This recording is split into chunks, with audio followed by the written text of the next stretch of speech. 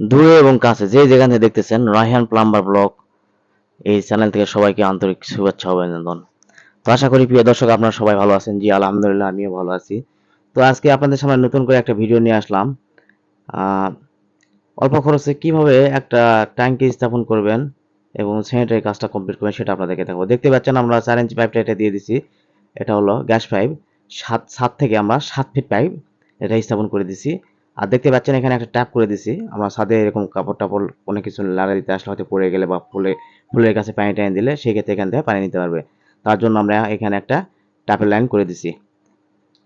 আর অবশ্যই আমাদের চ্যানেলটি ভালো লাগলে লাইক শেয়ার সাবস্ক্রাইব করবেন এবং আমাদের পাশে থাকবেন, এটুকু আপনাদের কাছে আশা করি। আর দেখতে পাচ্ছেন এই যে 1 ইঞ্চি পাইপ দিয়ে আমরা পুরো ছাদটা আমরা ওয়ারিং করছি। তো দেখেন এই যে পাইপ দেখতে পাচ্ছেন, 1 ইঞ্চি পাইপ দিয়ে আমরা পুরো ছাদটা এভাবে ছাদের এক পাশ দিয়ে নিয়ে নিছি। ভবিষ্যতে ওদের গাঁথনি হলে যাতে মানে কোনো রকম সমস্যা না হয় এবং সমস্যার সম্মুখীন যেন না হয় তার কারণে আমরা সাইড দিয়ে নিছি। তো দেখতে পাচ্ছেন এটা হলো ইউনিয়ন করে আমরা ট্যাঙ্কির লাইন সরাসরি এখান থেকে একটা বাল্ব করে দিছি, যাকে বলা হয় গেট বাল্ব। এটা 1 ইঞ্চি পাইপ দিয়ে আমরা গেট বাল্ব করে দেওয়ার পরে এখানে একটা গ্যাস পাইপ দিছি। মানে এখানে একটা গ্যাস পাইপ দেওয়াটা সবচেয়ে ভালো এবং মাঝখানে টি অথবা এলবো যেটা পারেন একটা গ্যাস পাইপের মাথায় লাগিয়ে নেবেন, না হলে কাকে অনেক সময় এখানে অনেক হাড়হুড্ডি এসে খেয়ে ওর ভিতরে ফেলে দেয়, তার কারণে অনেক সময় লাইনটা জাম হয়। তো অবশ্যই এই বিষয়টা আপনার খেয়াল রাখবেন। অবশ্যই ছাদের গ্যাস পাইপের উপরে আপনারা একটা টি অথবা এলবো করে দেবেন এইটার মতো। আর দেখতে পাচ্ছেন এই যে পাশে এই যে বস্তাটা দেওয়া আছে এটা দেখতে পাচ্ছেন, এটা কিন্তু আমরা ছাদের পানি নামানোর জন্য এখানে একটা লাইন করছি। বৃষ্টির পানি বা ছাদের পানি যে কোনো কিছু যখন পানি হবে এখান থেকে পানিটা সরাসরি এই পাইপ দিয়ে বের হয়ে সরাসরি ওই যে চলে যাবে ড্রেনে। এখানে ছাদের পানি নামানোর জন্য আমরা একটা ব্যবস্থা করে দিছি। ওই পাশে দেখতে পাচ্ছেন ওইটা হলো মোটরের পাইপ। মোটর পাইপটা নিয়ে আসে আমরা সরাসরি কানেকশন দিচ্ছি ট্যাঙ্কিতে। তো এইভাবে আপনারা আপাতত বস্তায় বা মুখ ঢেকে রাখবেন, যেটাতে হোক কিছু মুখটা ঢেকে রাখবেন। মুখটা ওপেন কখনো রাখবেন না, যেহেতু কাজ চলতেছে বিল্ডিং এ, অনেক সময় ময়লা টলা যে এটা জাম হওয়ার সম্ভাবনা থাকে। তো দেখতে পেলেন এই যে মোটর পাইপ, এই মোটর পাইপটা সরাসরি ট্যাঙ্কিতে আমরা কানেকশন দিছি।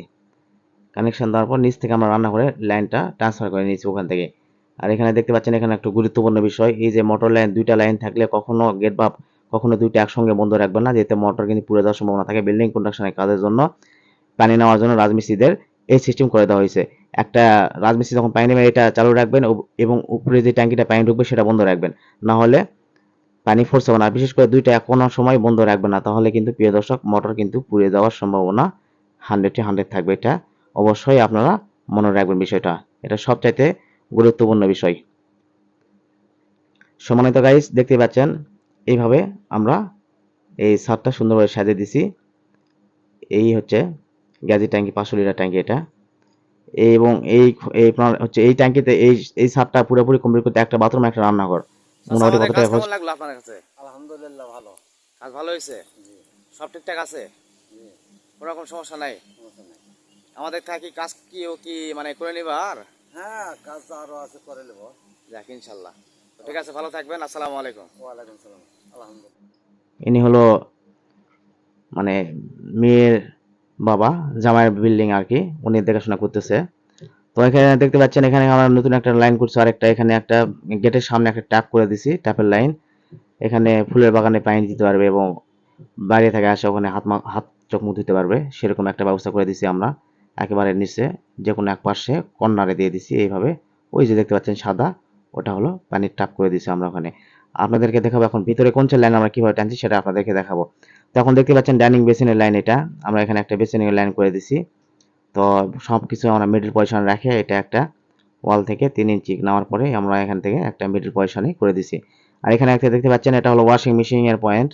অনেক সময় ওয়াশিং মেশিন এখন অনেক মানে একটা দরকারি জিনিস, তার জন্য আমরা এটা এখানে ওয়াশিং পয়েন্ট একটা দিয়ে দিছি। ওয়াশিং মেশিনের যে কোনো মুহূর্তে এখানে ওয়াশিং মেশিন স্থাপন করতে পারবে।